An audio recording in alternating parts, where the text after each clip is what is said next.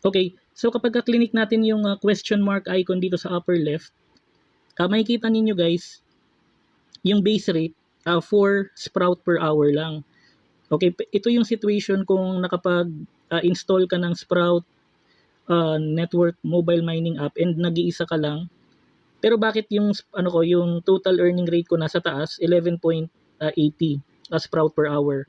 So ang reason kasi diyan, from the time na na-share natin yung video natin, umabot na ng 30, nadagdagan tayo ng 30 additional persons na kasama sa earning team natin.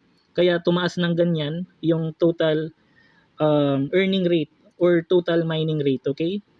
So, sabi dito guys sa information dito sa base rate, this is the hourly rate earned by simply having an active earning session represents your direct contribution to the network, okay? The base rate is reduced by half at each major halving milestone, okay? As more users join the network.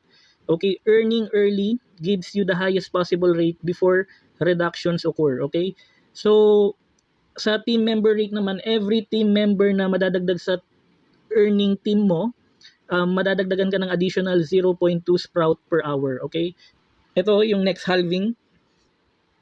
Pag hindi ka nakahabol sa first 1,000 kasi, mababawasan na sa next halving, magiging 2 sprout per hour na lang yung base rate, okay? Hanggang sa bumaba ng bumaba as the number ng mga users progresses, okay?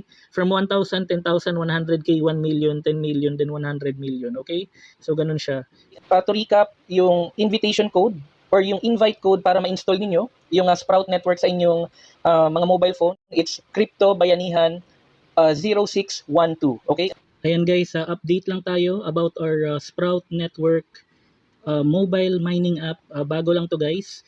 Pwede nyo rin i-check yung previous video natin kung paano yung complete installation setup guide. Okay? And please also support and subscribe to our Crypto Bayanihan Web3 Wallets YouTube channel for more updates, okay, regarding our Sprout Network mobile mining app. Okay, so disclaimer statement for our Crypto Bayanihan Web3 wallets. The content provided in this video is for educational purposes only and does not constitute financial, investment, legal, or professional advice.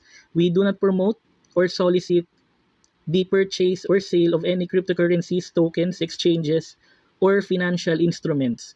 All the information shared on our YouTube channel is published in good faith and are intended to help viewers understand blockchain and Web3 technologies.